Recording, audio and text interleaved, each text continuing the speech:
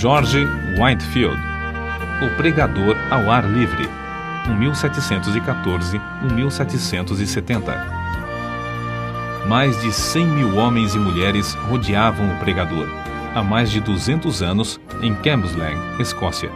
As palavras do sermão, vivificadas pelo Espírito Santo, ouviam-se distintamente em todas as partes que formavam esse mar humano. É-nos difícil fazer uma ideia do vulto da multidão de 10 mil penitentes que responderam ao apelo para se entregarem ao Salvador. Esses acontecimentos servem-nos como um dos poucos exemplos do cumprimento das palavras de Jesus. Na verdade vos digo que aquele que crê em mim também fará as obras que eu faço, e as fará maiores do que estas, porque vou para meu Pai. João, capítulo 14, versículo 12, grifo do autor. Havia como um fogo ardente encerrado nos ossos deste pregador, George Whitefield. Ardia nele um zelo santo de ver todas as pessoas libertas da escravidão do pecado. Durante um período ininterrupto de 28 dias, realizou a incrível façanha de pregar a 10 mil pessoas. Sua voz podia ser ouvida perfeitamente a mais de 1 quilômetro de distância, apesar de ter físico fraco e de sofrer dos pulmões. Não havia prédio no qual coubessem em seus auditórios, e, nos países onde pregou, armava seu púlpito nos campos, fora das cidades. Whitefield merece o título de Príncipe dos Pregadores ao ar livre, porque pregava em média 10 vezes por semana, e isso fez durante um período de 34 anos, em grande parte sob o teto construído por Deus, os céus. A vida de George Whitefield foi um milagre. Nasceu em uma taberna de bebidas alcoólicas. Antes de completar 3 anos, seu pai faleceu. Sua mãe casou-se novamente, e a George foi permitido continuar os estudos na escola. Na pensão mantida por sua mãe, fazia a limpeza dos quartos, lavava roupa e vendia bebidas no bar. Por estranho que pareça, já que ainda não era salvo, interessava-se grandemente pelo exame das Escrituras. Lia a Bíblia até alta noite e preparava sermões. Na escola, era conhecido como orador. Sua eloquência era natural e espontânea, um dom extraordinário de Deus. Talento este que possuía sem ele mesmo saber. Custeou os próprios estudos em Pembroke College, Oxford, servindo como garçom em um hotel. Depois de estar algum tempo em Oxford, juntou-se ao grupo de estudantes a que pertenciam João e Carlos Wesley. Passou muito tempo, como os demais do grupo, jejuando e esforçando-se para mortificar a carne a fim de alcançar a salvação. Ele ainda não compreendia que a verdadeira religião é a união da alma com Deus e a formação de Cristo em nós.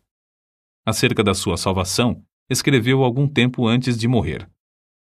Todas as vezes que vou a Oxford, sinto-me impelido a ir primeiro a este lugar onde Jesus se revelou a mim, pela primeira vez, e me deu o novo nascimento. Com a saúde abalada, talvez pelo excesso de estudo, George voltou a casa para recuperá-la. Resolvido a não cair no indiferentismo, inaugurou uma classe bíblica para jovens que, como ele, desejavam orar e crescer na graça de Deus. Visitavam diariamente os doentes e os pobres, e frequentemente os prisioneiros nas cadeias, para orar com eles e prestar-lhes qualquer serviço manual que pudessem. George tinha no coração um plano que consistia em preparar 100 sermões e apresentar-se para ser separado para o ministério. Porém, quando havia preparado apenas um sermão, seu zelo era tanto que a igreja insistia em ordená-lo com apenas 21 anos, embora fosse regra não aceitar ninguém para tal cargo com menos de 23 anos. O dia que precedeu sua separação para o ministério, George passou em jejum e oração. Acerca desse fato, ele escreveu: À tarde, retirei-me para um alto, perto da cidade, onde orei com instância durante 2 horas, pedindo em meu favor e também por aqueles que estavam para ser separados comigo.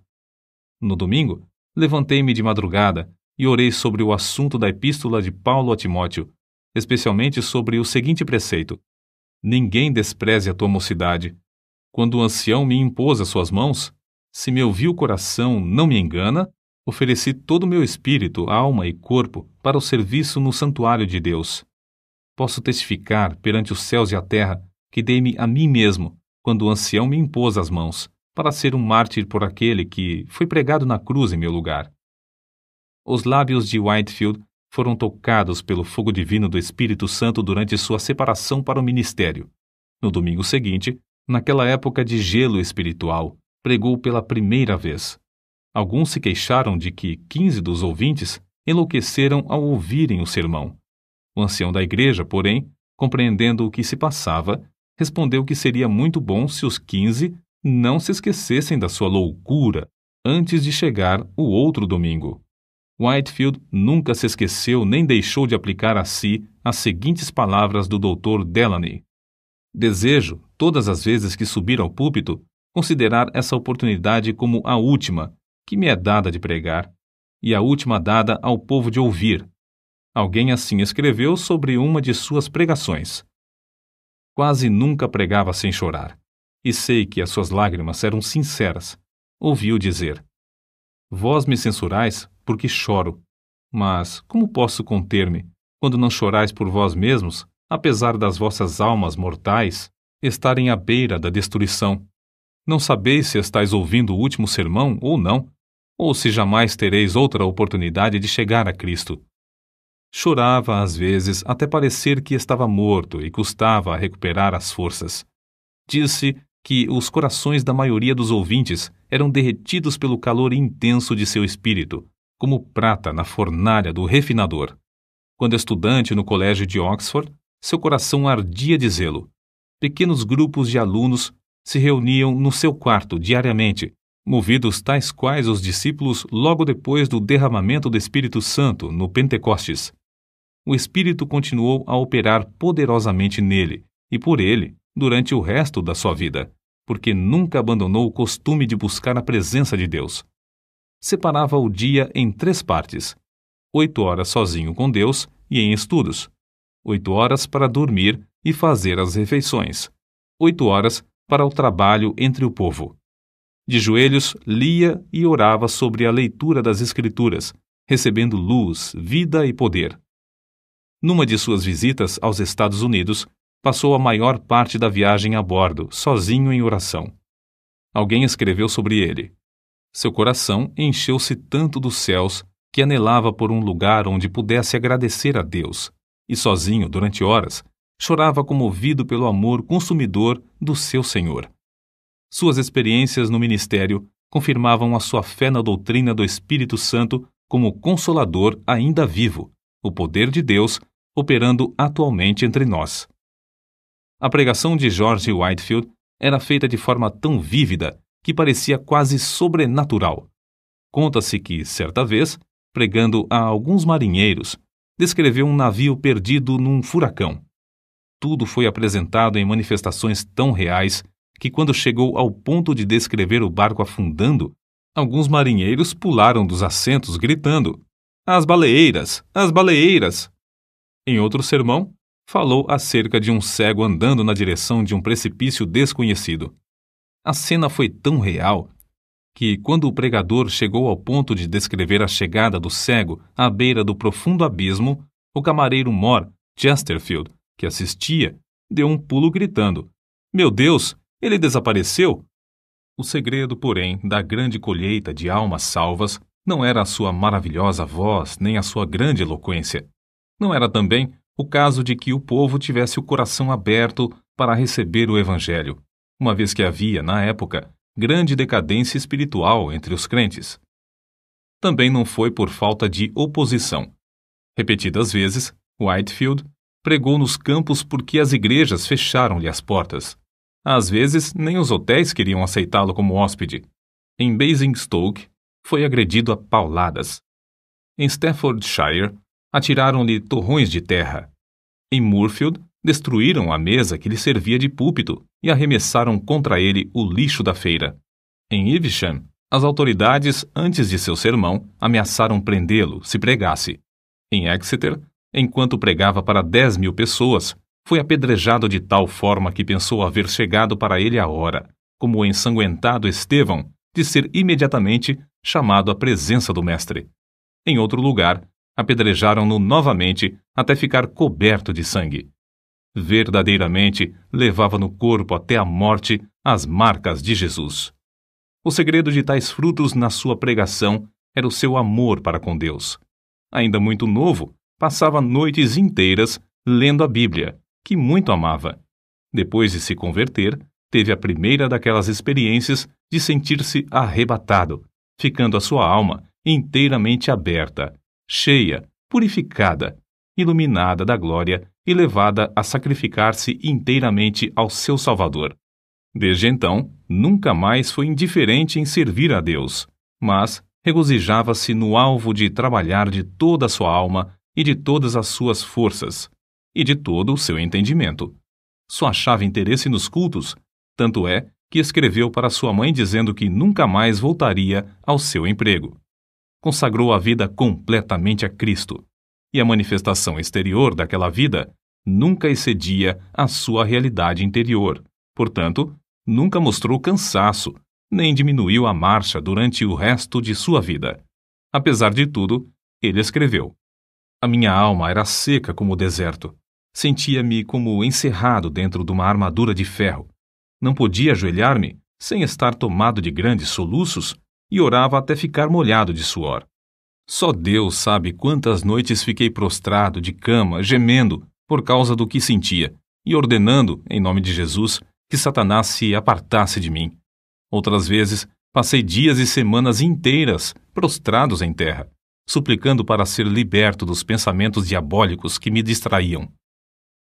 Interesse próprio, rebelião, orgulho e inveja me atormentavam, um após outro, até que resolvi vencê-los ou morrer. Lutei até Deus me conceder vitória sobre eles."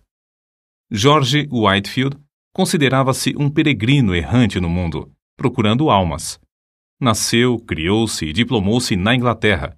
Atravessou o Atlântico 13 vezes. Visitou a Escócia 14 vezes. Foi ao país de Gales várias vezes. Visitou uma vez a Holanda. Passou 4 meses em Portugal. Nas Bermudas, ganhou muitas almas para Cristo, como nos demais lugares onde trabalhou. Acerca do que sentiu em uma das viagens à colônia da Geórgia, Whitefield escreveu: "Foram-me concedidas manifestações extraordinárias do alto. Cedo de manhã, ao meio-dia, ao anoitecer e à meia-noite, de fato durante o dia inteiro, o amado Jesus me visitava para renovar-me o coração. Se certas árvores perto de Stonehouse pudessem falar, contariam acerca da doce comunhão que eu e algumas almas amadas desfrutamos ali com Deus, sempre bendito. Às vezes, quando de passeio, a minha alma fazia tais incursões pelas regiões celestes, a qual parecia pronta a abandonar o corpo. Outras vezes, sentia-me tão vencido pela grandeza da majestade infinita de Deus que me prostrava em terra e entregava-lhe a alma, como um papel em branco para ele escrever nela o que desejasse. De uma noite nunca me esquecerei. Relampejava excessivamente. Eu pregara a muitas pessoas e algumas ficaram receosas de voltar a casa. Senti-me dirigido a acompanhá-las e aproveitar o ensejo para as animar a se prepararem para a vinda do Filho do Homem. Oh, que gozo senti na minha alma, depois de voltar enquanto alguns se levantavam das suas camas, assombrados pelos relâmpagos que andavam pelo chão e brilhavam de uma parte do céu até a outra.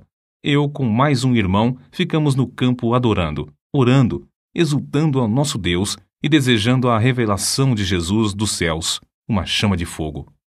Como se pode esperar outra coisa a não ser que as multidões a quem Whitefield pregava fossem levadas a buscar a mesma presença?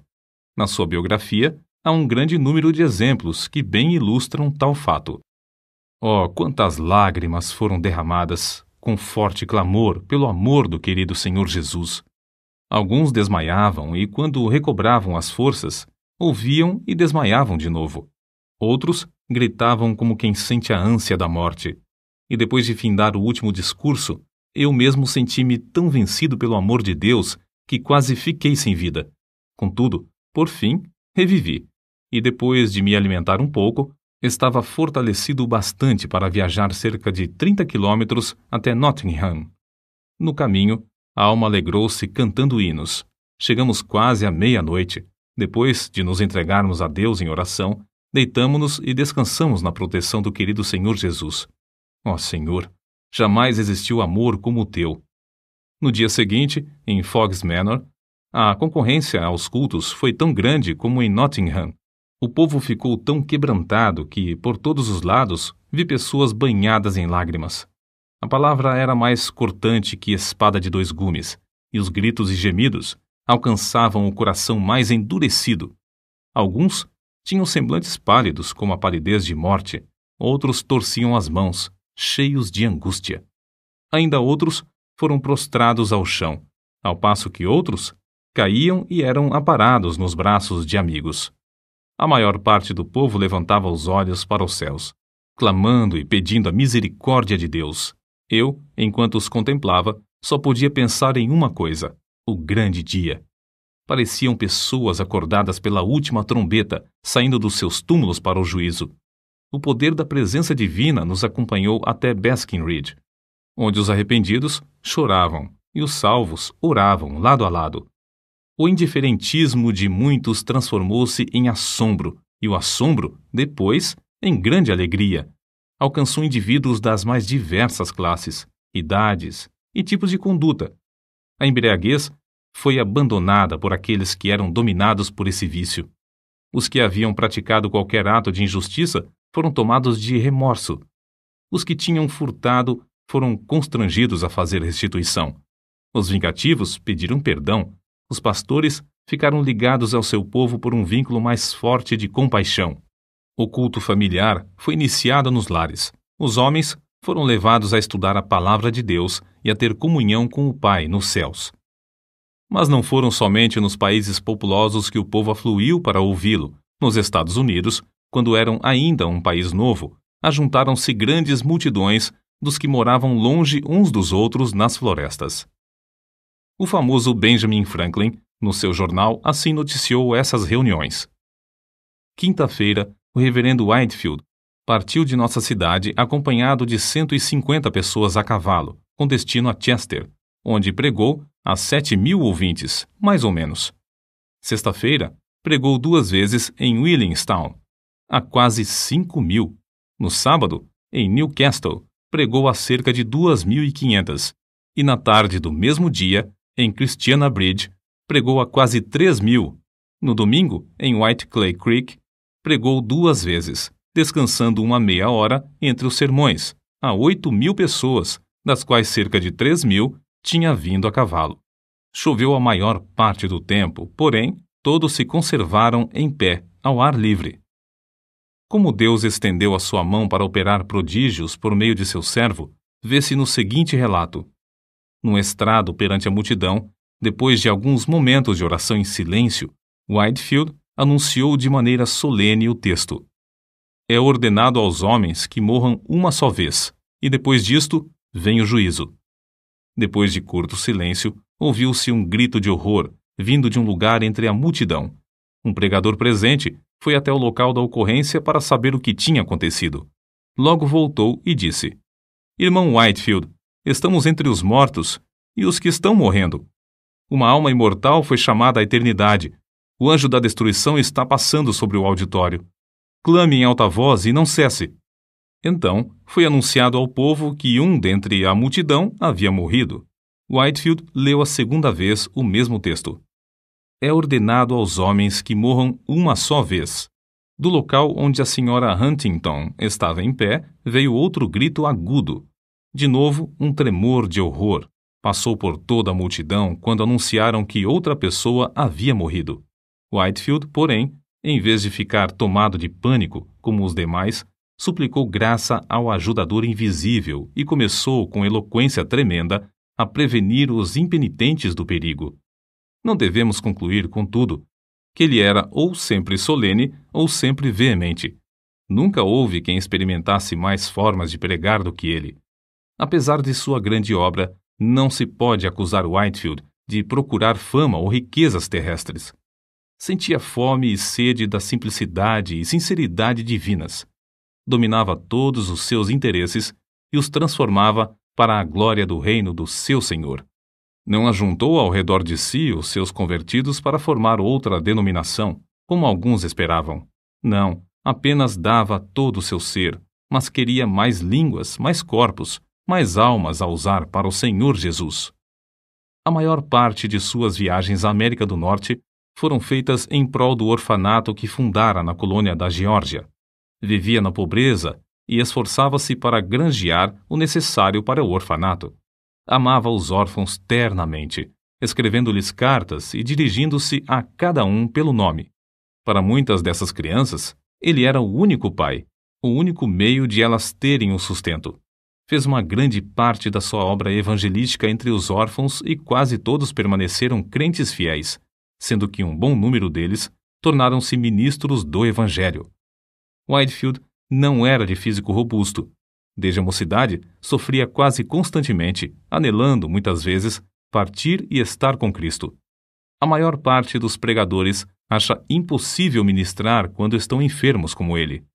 Assim foi que, aos 65 anos de idade, durante sua 7ª viagem à América do Norte, findou a sua carreira na Terra, uma vida escondida com Cristo em Deus e derramada num sacrifício de amor pelos homens. No dia anterior ao seu falecimento, teve de esforçar-se para ficar em pé.